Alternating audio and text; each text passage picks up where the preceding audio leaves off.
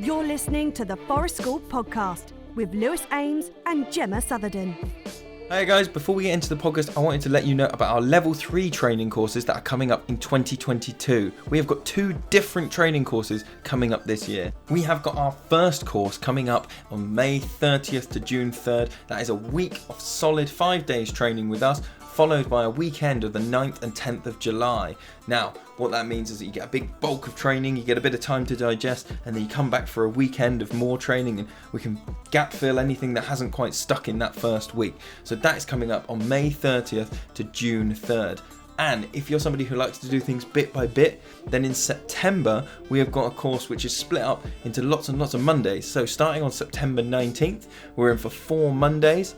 Then we have a little bit of break, 4 months, get some of our coursework done. We're back in February 27th for another 4 Mondays, and then we have a little bit of more time to get that coursework done. So that one's in September and March. It's a little bit more spread out through the year, gives you a bit of time to drop in. And don't forget, with both those courses, we're also running Zoom sessions once a month in the evenings to help you through with your coursework as it's spread through the course. So there's our 2 offerings this year, a block in May and a spread out one starting in September. So have a look, head to our new website, which is myforestschooltraining.co.uk if you want to sign up and get more information about our training courses. That's myforestschooltraining.co.uk. And now let's get into the waffle chat.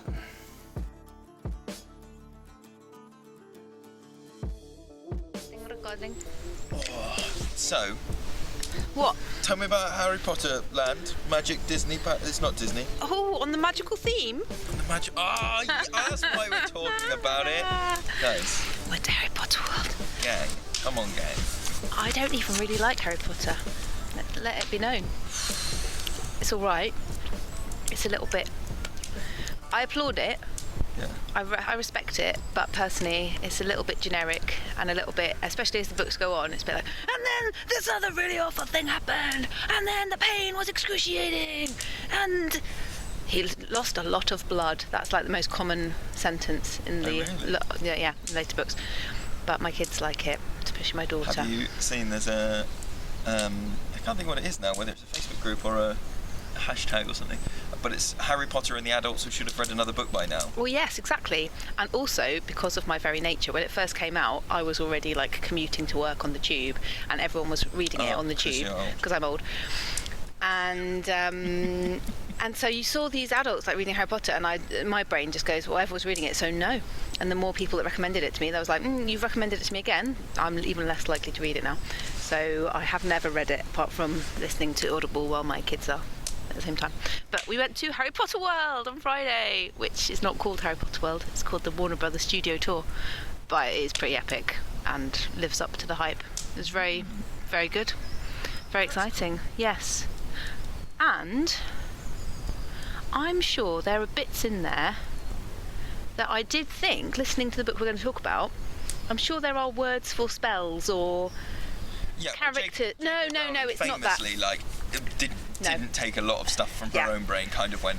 But ignore me, because that's not what I was watching or listening to and thinking that. It was actually. Have you ever seen the animated children's show called Hilda? It's on Netflix. It's amazing. You've got to watch it. It's based on graphic novels by Luke Pearson. Okay. And it's set in some fictionalised Scandinavia-y type country with trolls and lots of spirits, and they are all based on actual folklore spirits from Scandinavian kind of culture, and they do the same things as they would have done back in time. You know, like there's a Nisa, for example, which is like a house spirit which lives somewhere called the nowhere space, which is places in your home that you just don't think about, like behind the sofa or underneath or whatever. And the Nisa is a spirit that lives in your house in those places and can either be like friendly or not friendly depending on how you treat your home and whether you respect it and all that kind of thing, which is kind of similar to this book, right?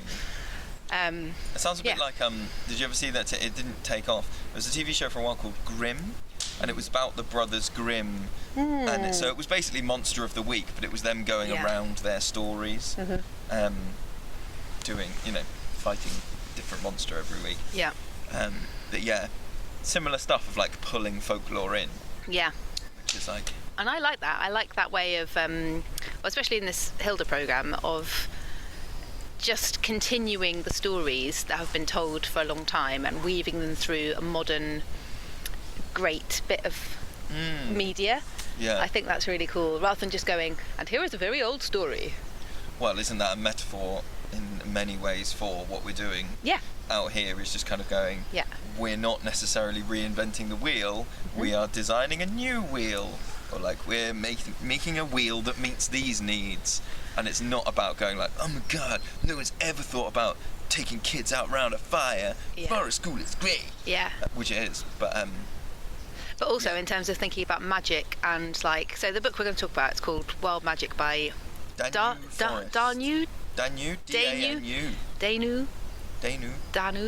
Anyway. All the ways, and we'll cut the right one. Yeah. Danu. Yeah, forest. And now I've lost what I was going to say. It's like Celtic traditions and folklore, and something or other for the solitary practitioner. Yeah, so it's Celtic folk traditions for the solitary practitioner. There you go. The subtitle. Yeah, and it's a mixture, isn't it, of like information about Celtic beliefs and characters from Celtic folklore, and stories that go alongside them, and spells, and kind of, you know, very like a historical point of view. Like here are some facts about things that people used to do, or things people used to say when they lit a fire at a certain time of year, and then ideas for how you can do a similar thing yourself, or how you can make offerings and connect with that kind of ancestral practice. And I think Forest School is a bit like that generally, whether or not you are reading books like this, or actually proactively going, I want to instill this thing, or I want to tell them about this thing. Like being in the forest for a long period of time with the same group of people, inevitably these like similar things kind of pop up by themselves. Do you know what I mean? Like if you could, I think I do, but give me some examples. Well, so if you could, we were doing a thing with like watching birds the other day, weren't we? And about whether what the birds that came from the book, inspired by the book, and whether you could interpret things about the world or about what's going to happen from the birds' movements. And I think probably if you could eavesdrop over all of the children's play all the time, especially with some types of children that we have here, you would find that they would be talking about that kind of stuff anyway. Like the natural environment like inspires those kind of things. Or there's like, oh, that tree is the tree of protection, or that's the offering place, or it's recapitulative play, isn't it? It just happens. You don't have to, you just need to give it the space. Fire is, I think, the one that most people would resonate with, that even if you're with a group of learners of like any age, they've never done or made a fire, they will instinctively talk about fire being hungry, or fire being definitely. Fire's like angry. Happened like, this week. We need to look after the fire. I had one learner this week doing that. She'd never really done much fire lighting, and she was came to the end of a play cycle and was slightly lost. And I was like, well, I'm doing this, and if you want to help me, that'd be cool. And she got really into it, and she was just became like a fire guardian, and was really transfixed by it, and was talking all the time, and exactly that, really personifying, going, I think it wants this next, it wants this, it needs this, that bit's okay, but that bit really needs, and it was like her communing with a spirit. It really was. Yeah. And coupled with the fact that she was also really, communing is a good word, with a dead bird that I found and brought in on the same day. Yeah. And she was very, very into that. And it was exactly as you describe. It's like you don't have to go, well, in times past, people believed that the fire was a symbol of this. I think that is really interesting in this book, and actually, it was one of the things that I wanted to. I wanted to get to this later, but actually it's come up now, so I'm going to talk to it now, even though it seems like a bit of an ending conclusion thing, which is that a lot of this book is like, here, we said like it's partly, here are some historical traditions, then it talks about why they're the historical traditions, and then it talks about how you can do it. So it always at the end of the chapter is called like practical, take your thing up, and it then goes.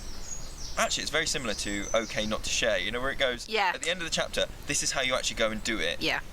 Here are some practice sentences. Except, OK Not to Share, the framework is like, here's how you do it so you don't seem like a nut job in public. And this book is like practical. Take off your pants. And, No. And there's not. No. But it does then go, here's some practical skills.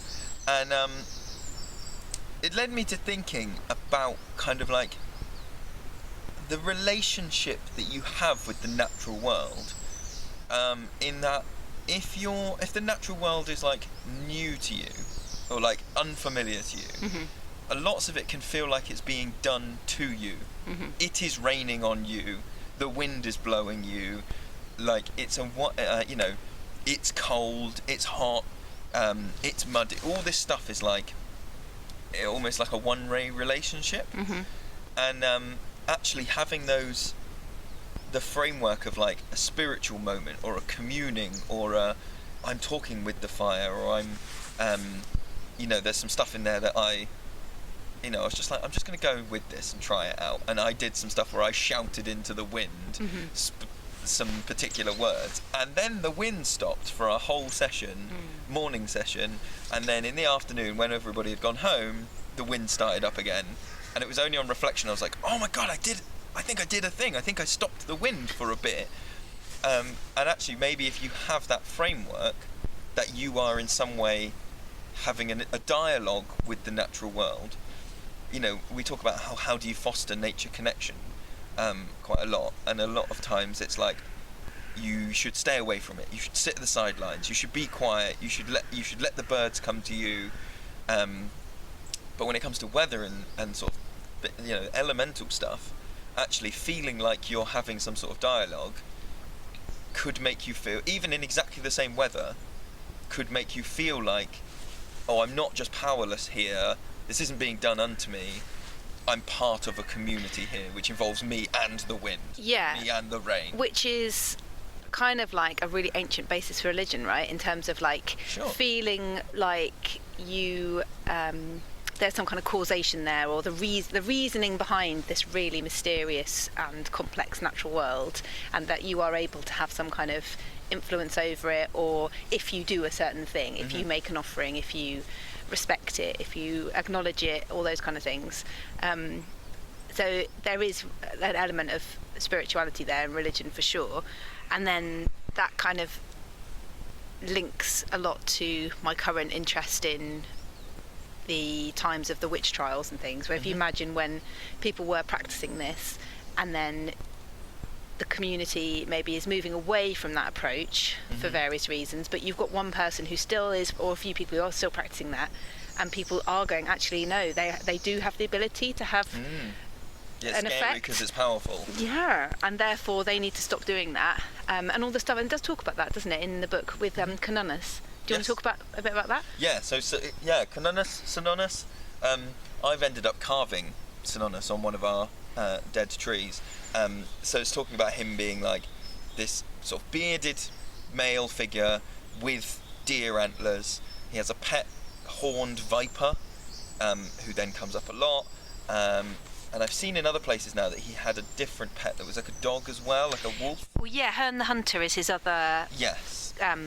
Or the Green Man. It's all kind of intermixed, isn't it? So then there was this whole thing about the Green Man in a lot of places actually meaning, if there's a pub called the Green Man, it normally meant the person that cuts the green, because they would own the pub and the big bit of grass outside, and so that's different to the Green Man. But Cernunnos being sort of the representation of the natural world and all the power and everything. And he is on, I forget the name of it, there's a big Celtic carving pillar, and I think it's in France, and he's on there. And there was this theory that when Europe was sort of Christianized, he was so powerful as an entity because he represented not only where people got their food from, but where they got their medicine from, where they got their shelter from. He represents all that stuff, and so they needed to literally demonize him.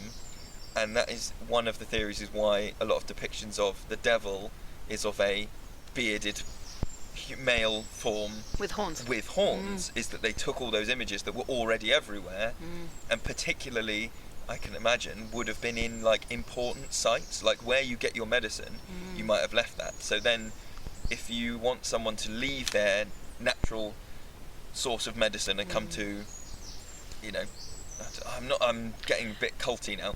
You know, come to your religion. I don't think that's culty. I think that's historically accurate, is it not? It's like there's so many records of, you know, either you take, you know, you're trying to colonize and convert a community, and if there's already a strong faith and cultural tradition there that you need to eradicate, you've realised, hang on a minute, these can't coexist. I've got to stop them doing this because it's so powerful. Yeah.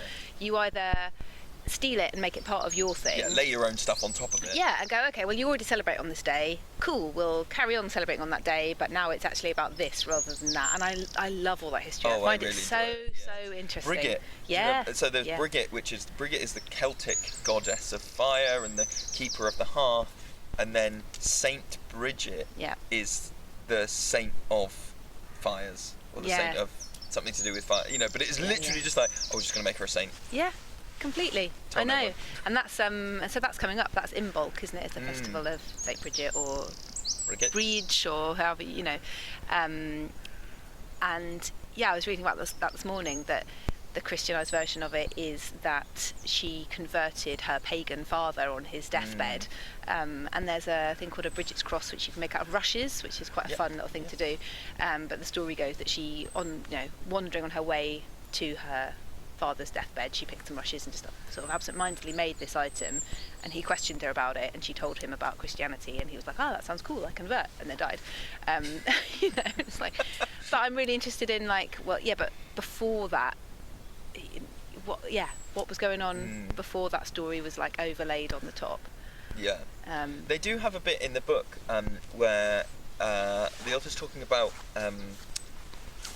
fire magic. So the book is split up into chapters of like air, the elemental stuff, and they're talking about fire magic and the different ways of making fire and the different levels of connection that you have with them. And one of the things that resonated with me was like they are talking about using a striker or using a flint and steel, and saying that for most of your family's history, back and back and back and back, generation to generation, that was the skill. That is the skill that allowed your family to get here. And like they sort of say, out of a sign of respect, we should be learning that, or we should be practicing that. And I didn't like that from a sense of like, you must learn this. Here is a didactic must do for the honour of the dead type thing. But just in a like, this has been really important through human history. Not my family, but just human history. I wonder what you learn by doing that. Well, I think one of the things that comes through the book is that, like, in other sort of cultures that have been oppressed and are trying to live on, like the Native American culture, for example, there are people working within those cultures to try to keep cultural traditions alive because they've been oppressed and try to be completely stamped out. And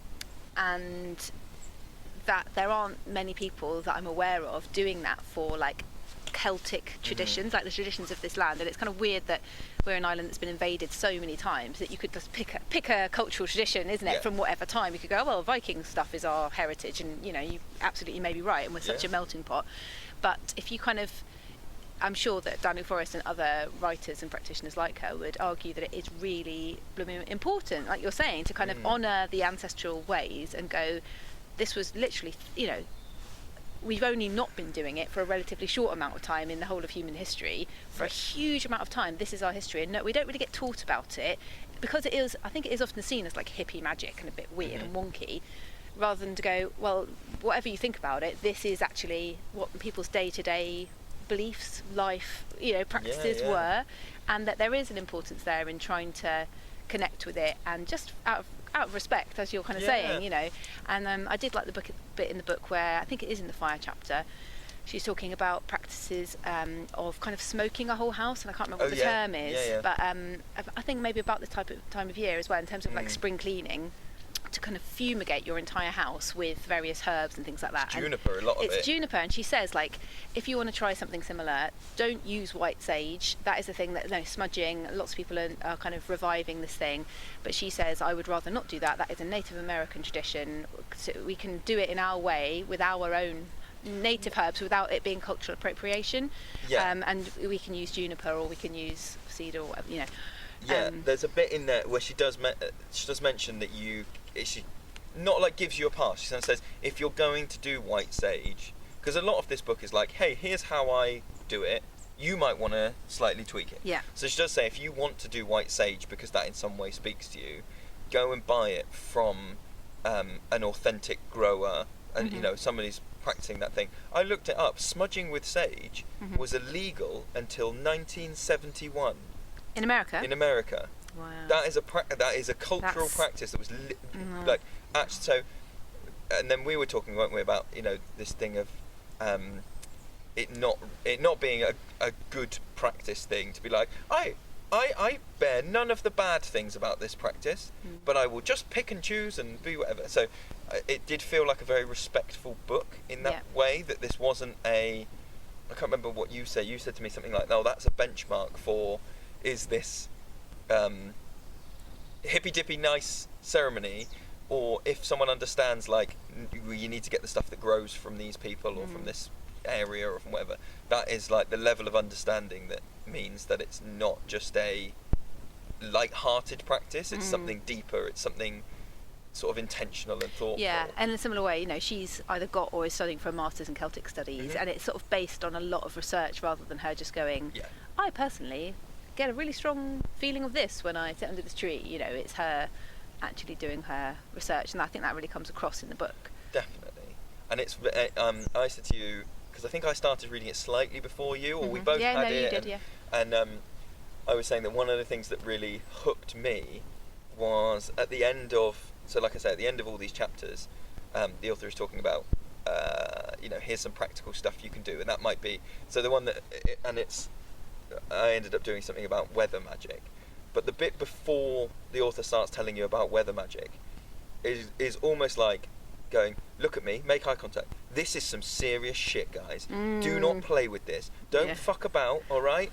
You need to be deadly serious, because this can be dangerous. And every bit of practical stuff in the whole book is hyped up as like, don't be fucking around with the fire stuff, because the fire gods will come get, and like, and do this for a reason that isn't selfish. Yes. A lot of the time, if you're just purely asking the spirits of whatever for this thing to happen, there's lots of stuff about divination, isn't there? So, which I'm not so much into anymore. But what I wanted to say, as a tangent, is that what I really like about this book, if you kind of, because the bits of it, there will undoubtedly, for the average modern person, unless you're already practicing this kind of stuff a lot, there'll be bits of the book that you'll go, what? Yeah. Well, that is just nonsense. Like, I don't believe in that. And there'll be a line somewhere where people go, well, yeah, I will definitely sit and commune with a tree, but I'm not going to necessarily leave a bowl of cream really out good example for of the fairies. You know, and so when she's talking about the kind of fairy folk and that kind of thing, I'm interested in it as a historical thing and what people believed. And I saw an amazing production of Midsummer Night's Dream once at the Barbican, where they did it like that. They made you feel as if you were a person in England watching this play when it was written, and you truly did believe in Puck, and that if you didn't leave a bowl of cream out, Puck was going to like muck your shit up. And I find that really interesting.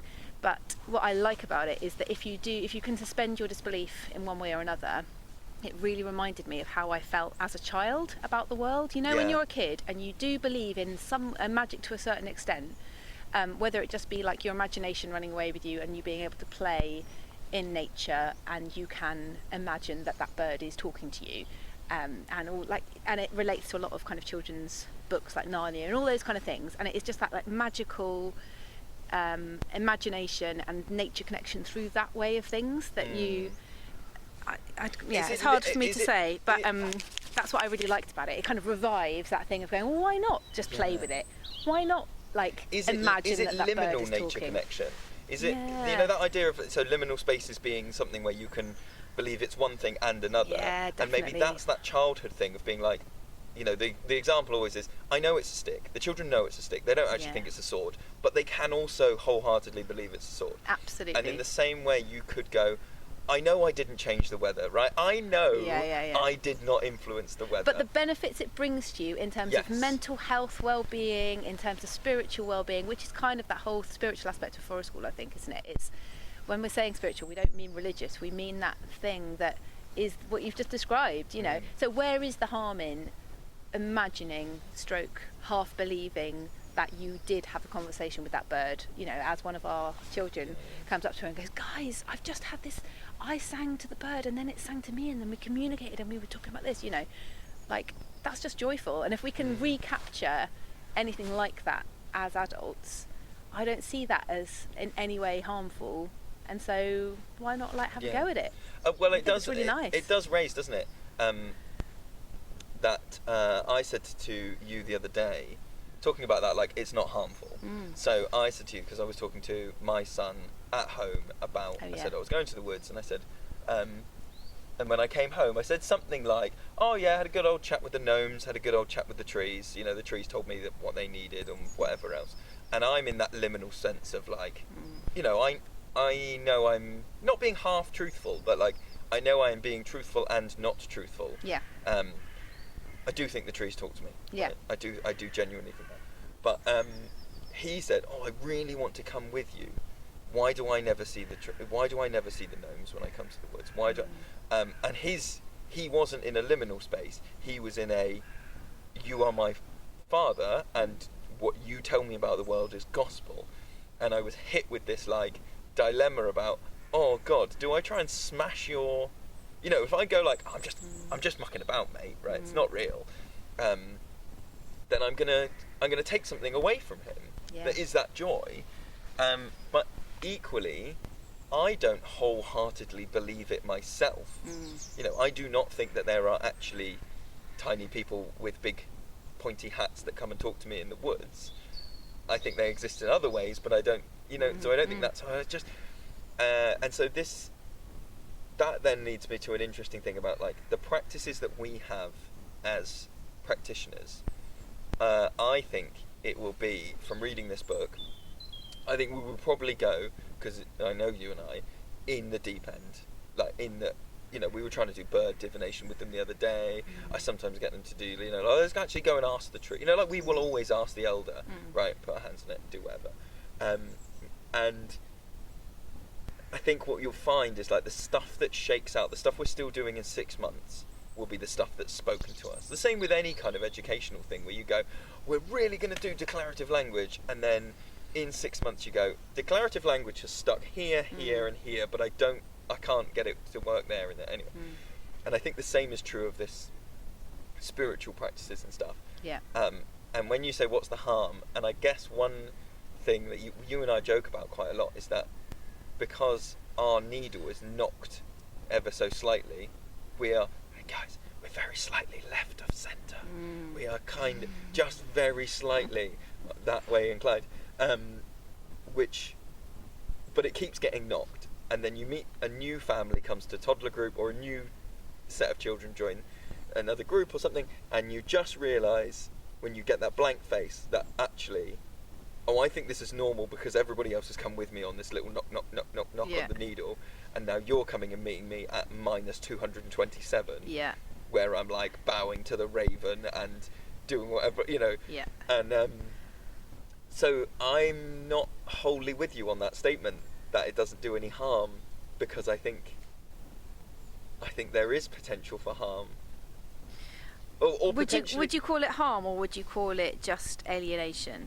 So it might be that you are less able to, if you kind of, because it is not your average behaviour or belief, then if you kind of forget that and lose sight of that, and you're like, well, I'm in the woods now and this is how we are, then you're not necessarily able to meet new people where they are because you're off on that.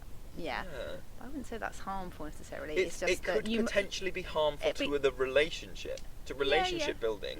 That alienation could then make you, you know, lots of time we talk about our work is kind of rolling back when we meet new people and going, oh, okay, let's go back to here and let's go, and having that skill, I guess, is one thing. And then going, I guess if you kind of equated it to a Sunday school or a church-led activity day, because if you're talking about it in kind of like spiritual and religion way, okay, go on. So, you know, lots of people do that. Lots of people I know used to go to a church-run activity week thing because it had a free minibus. You right? Check if it's recording. Nothing's coming up on your mic. Really? Or mine. Hello? Yeah, it is. Yeah. That's mine. That's mine. Oh yeah. Why is it gone You happy? down? Yeah. Okay. Bop, bop, bop, bop, bop, bop. Bop, bop, bop, bop, bop. Okay. It's there, sorry. So if you take it as a Sunday school. Yeah, people I know went to like, you know, church run activities week thing because they had a free minibus, the kids got lunch. Right. The families weren't religious, but the bloke who ran it was nice, and they went, you know, got taken out around the place.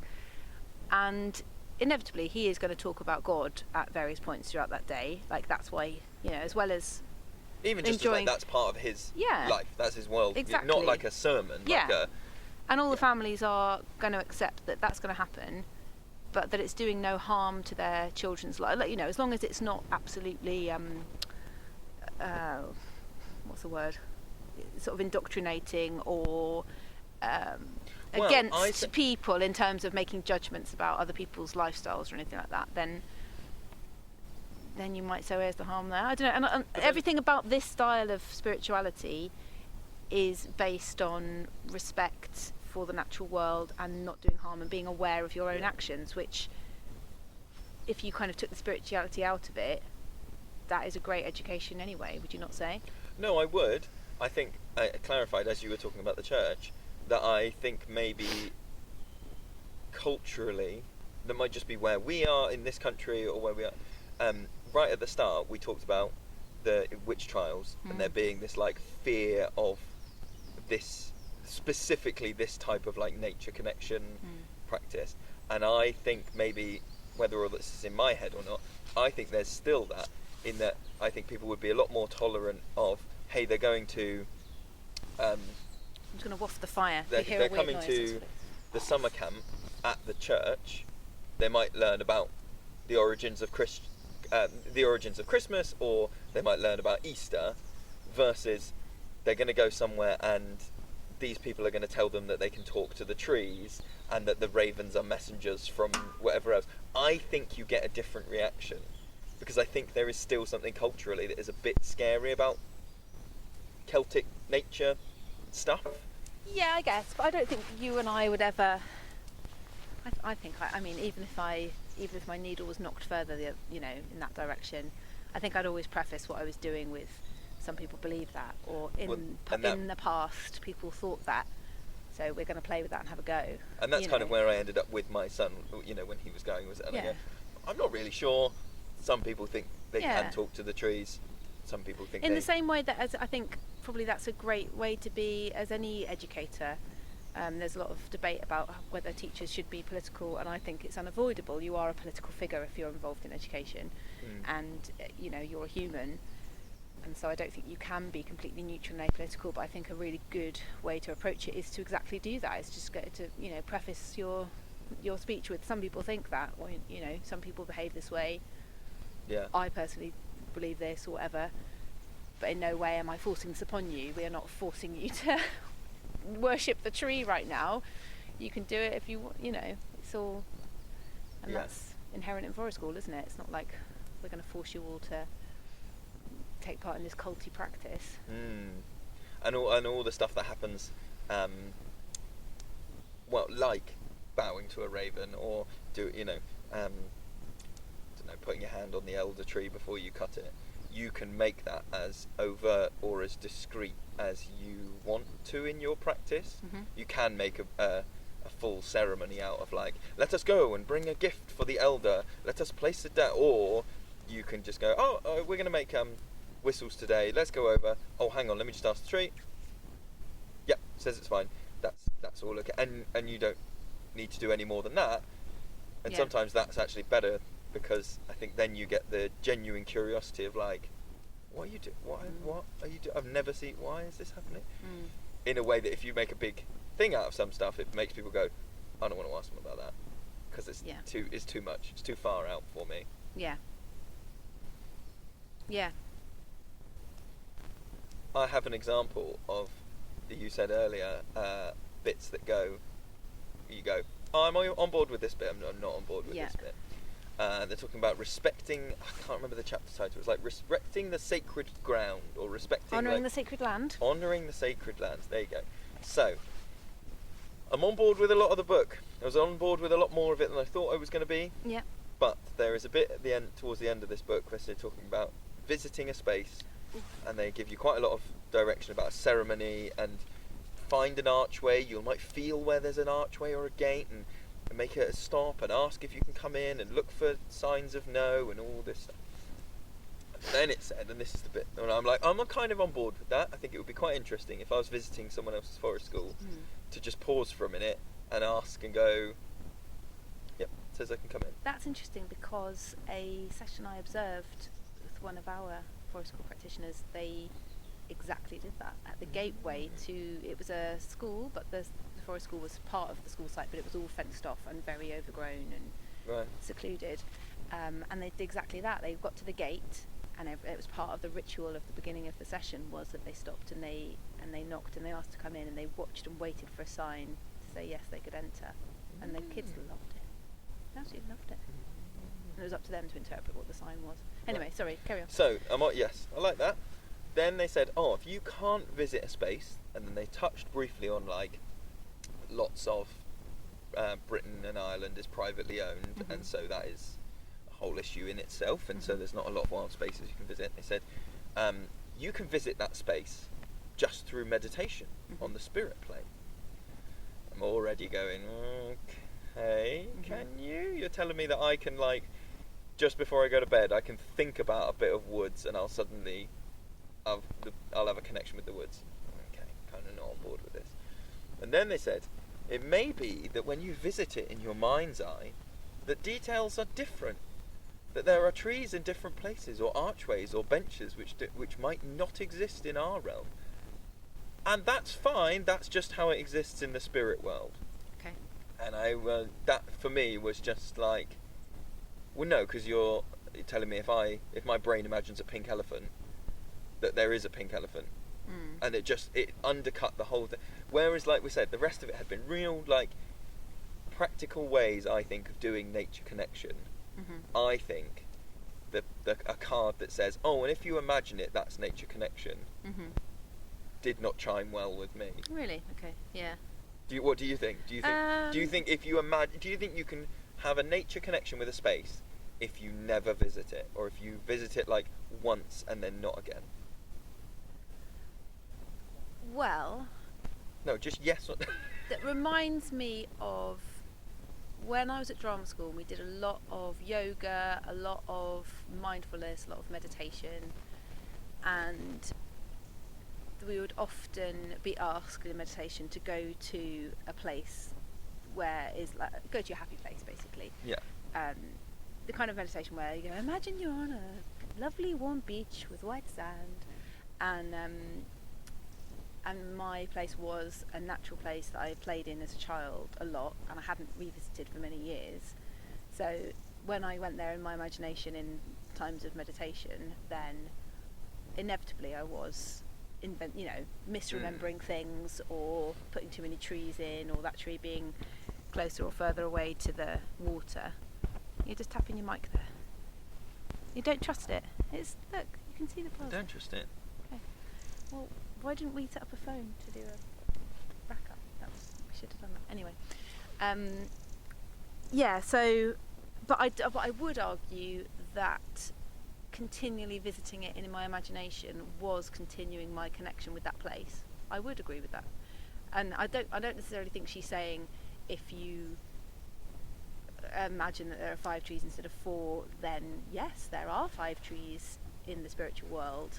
Surely she just, maybe she does, but I would take that to mean that's fine. For the sake of your imaginary journey there, go with it. Don't get too hung up on it's got to be actually absolutely definitely correct. And I would argue that yes, I was kind of honouring that place in my imagination, and visiting it was important, and that if I went back there, then I would have a stronger connection to it than I would have done if I hadn't been visiting it in my imagination for several years in my 20s. So yeah, difference. Yes, I think what maybe I think is that as much as there is any science to any of this, I guess I think that physicality and physical transfer is a lot more important than in this practice than then obviously if you can visit something in your mind, that to me kind of implies that like the physical element of it is not important. Whereas I actually think when I touch a tree, there is something physically moving between me and I don't know what it is, but I think it exists physically, and I don't think that can happen at a distance. I think when I'm near the fire, there's something about me and the fire.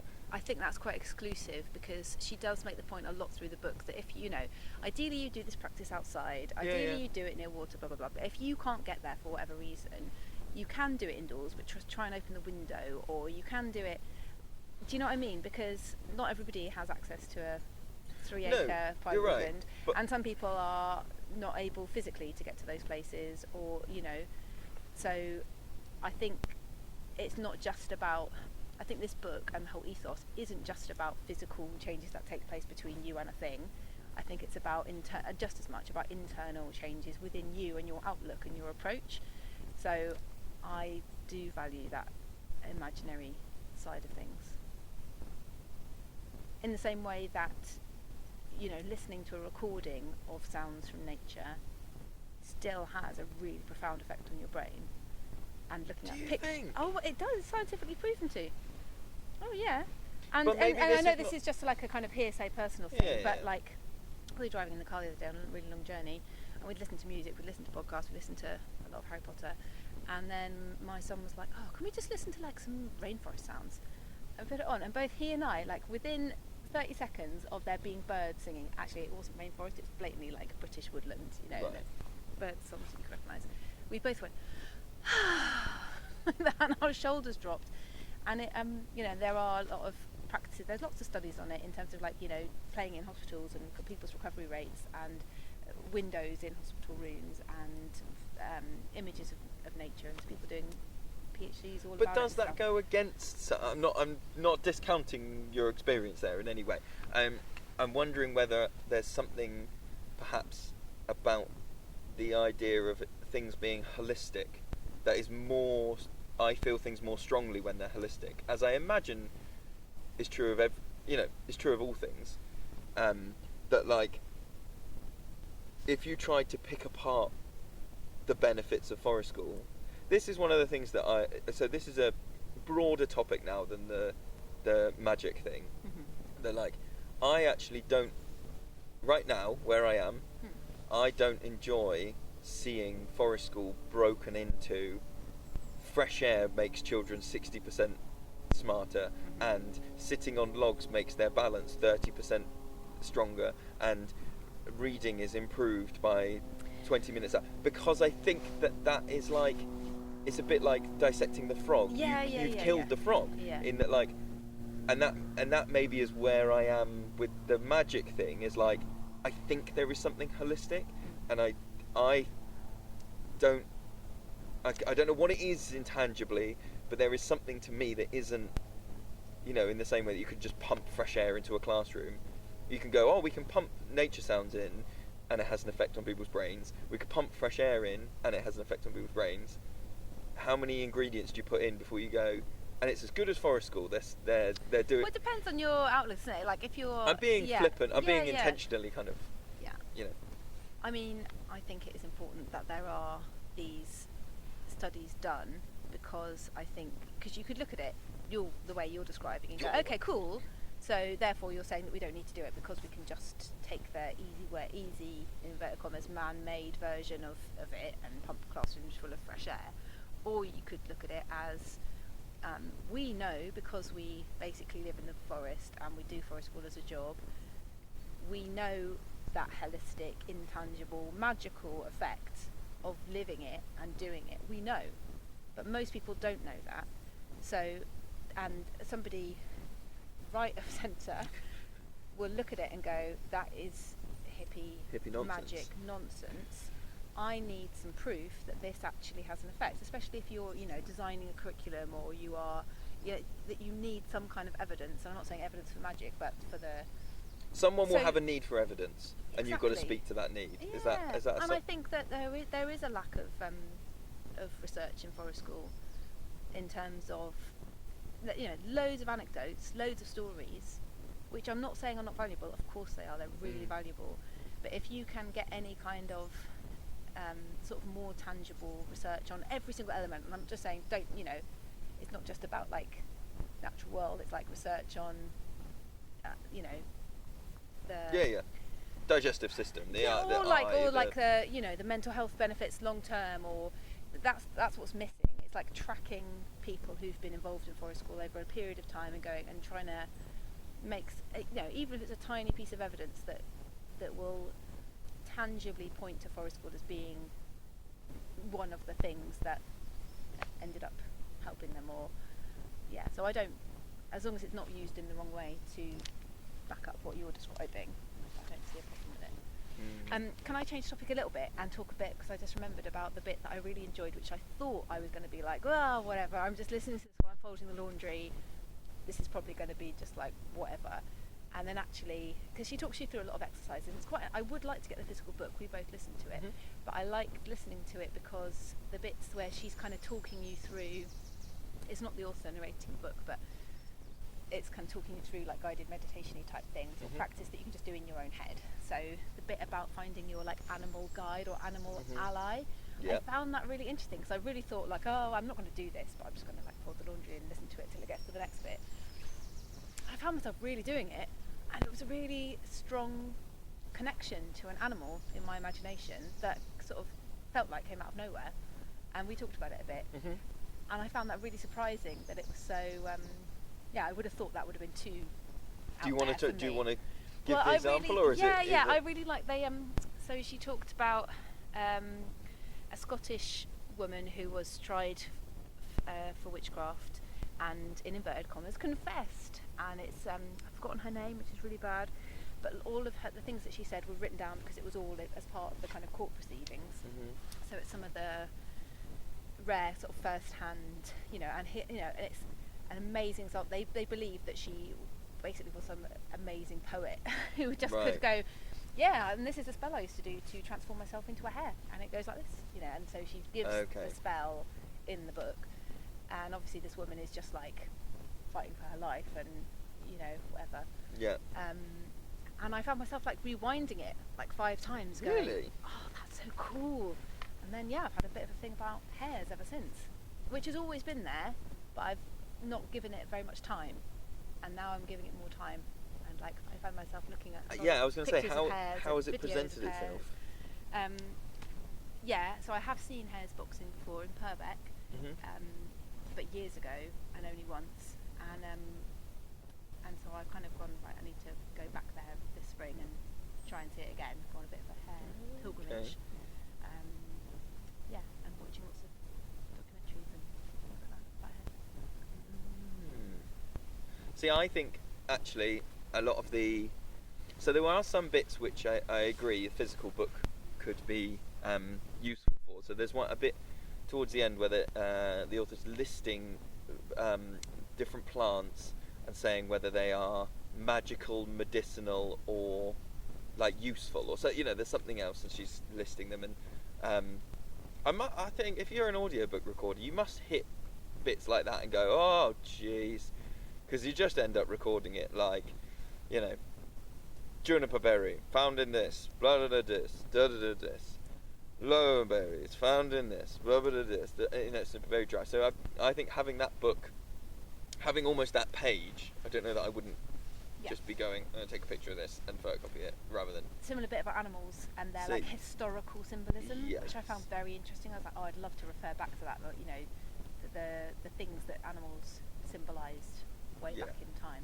But I think there's some bits of it, like yours describing these poems and these songs and spells, which really did benefit from it being an audiobook, because I could close my eyes in a way that if I'd had to read it, that would have taken a lot of my mental space, and I would have been looking at the book and would have been very aware of where I was. But having it as an audiobook kind of gave me the opportunity to go. And the narrator has got a lovely voice. You know, he's very doing whatever.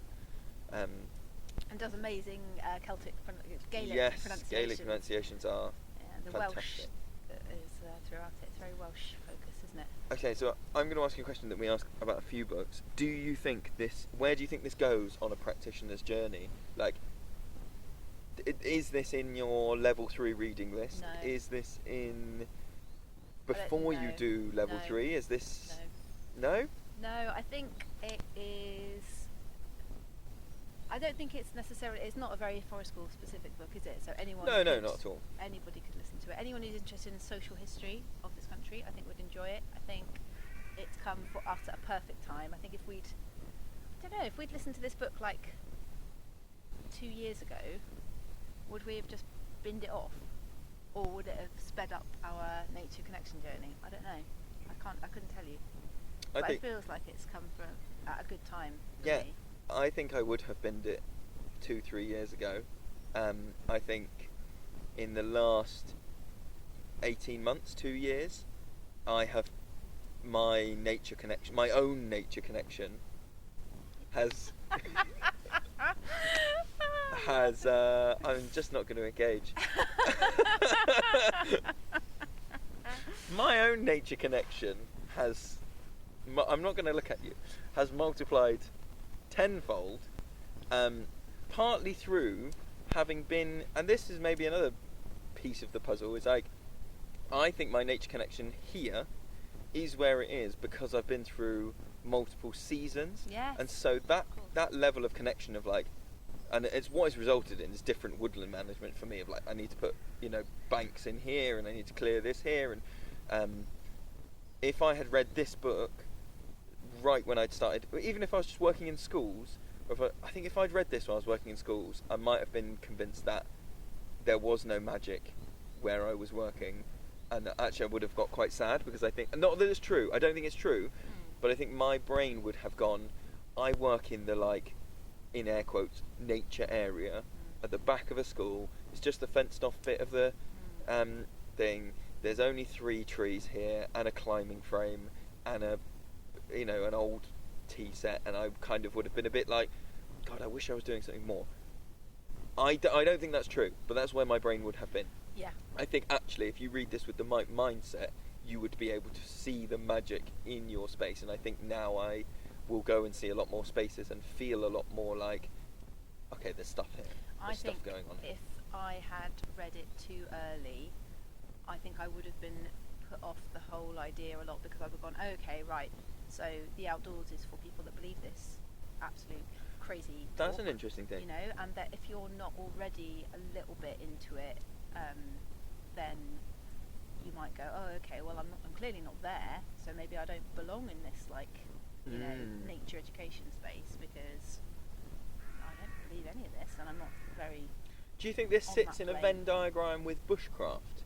Do you think this is like, there's some part of the bushcraft community that is like firmly, I don't want to say anti-spiritualism, but like a different level of spiritualism. It's about survival and sufficiency, and the relationship is all about like the woods provides for you, in a way that if you said, do you do tree ceremonies, I think there'd be parts of the bushcraft community that would be like, absolutely not, what you're talking about. Yeah. I find the biggest knife I can and I chop things. Do you know what I mean? Because bushcraft is quite often a route into forest school Yeah. for a lot of people, and so whether meeting this book too early would convince you, would almost, like you say, convince you both sides. It might convince someone from a bushcraft background that forest school is only for hippy dippy nonsense. Someone from a teaching background, if they got this book at the wrong point, might go, well, no, not really, because this book isn't about forest school. No, exactly. But they might be convinced that outdoor learning is going to lead to this kind of or just like your paganism. personal nature journey. You might go, well, I'm not there, so yeah. I'm struggling to find the words really, but I think it probably also has something to do with, as you say, like being in the same place over a long period of time, which I found completely fascinating. And I know that Jenny Archard, who we spoke to on the podcast a while ago, is now doing her masters in this, and like connection to place for practitioners. I've said to her repeatedly, Jenny, if you want to interview anyone when you get to stage, I'll do it, because I really want to read what she finds out. Like, I think that's had a profound and life-changing effect, is about being in the same place over, like, every day over 5 years, whatever. But that also, as a practitioner, you've got like, you're running groups of various types, parent and toddler, home ed, going to schools, that kind of thing. You've got so many millions of intricate layers of things to think about, things to be aware of, things to prepare for, ways to respond, haven't you? That your level 3 kind of tries to prepare you for, but at the end of the day you do it, and that's when you go, okay, well I've met the layer of, I've got all of my kit and equipment to keep everybody safe, and their well-being as great as I can be, as it can be, and then I've hit the layer of like, right, okay, behaviour, and then I've got the layer of, you know, and it just gets deeper and deeper, which is what we do in this podcast, right? Like really delve into like different things, and that I think for us maybe the way that the reason we've got brain space now for this book and for trying to weave it into our practice is that we've been through all of those layers, and we've been through a like kind of a several different layers even of nature connection. It's like the layers of the scientific knowledge that we need, or that we would like to have about environment to pass on to children, or even just to know about ourselves, and the knowledge of like managing it and maintaining it and promoting biodiversity, and the layer of blah blah, you know, before you get right down into the like personal, spiritual, nature connection level that then ties with historical ancestral practice. Like you've got to, you know what I mean? Yeah, no, I do. If you try and approach, it's like trying to address something that's so detailed and focused before you've looked at the wider picture would be quite overwhelming, and also then I think that's maybe why we would have gone, not ready for this right now. Yeah. It's like how are we ever gonna have the time or the mental space to start bowing to a raven if we can't do the rest of it, you know? Yeah, definitely. The smoke is telling me it's time to stop. Okay. The smoke is just subsuming me, and it seems to be leaving you alone. So I'm going to call it for there. a long time, anyway. Yeah. Okay. That's great. Oh, it's Wolf Moon tonight. It's a Wolf Moon tonight. Oh! Yeah, definitely not nut job. See ya. All right.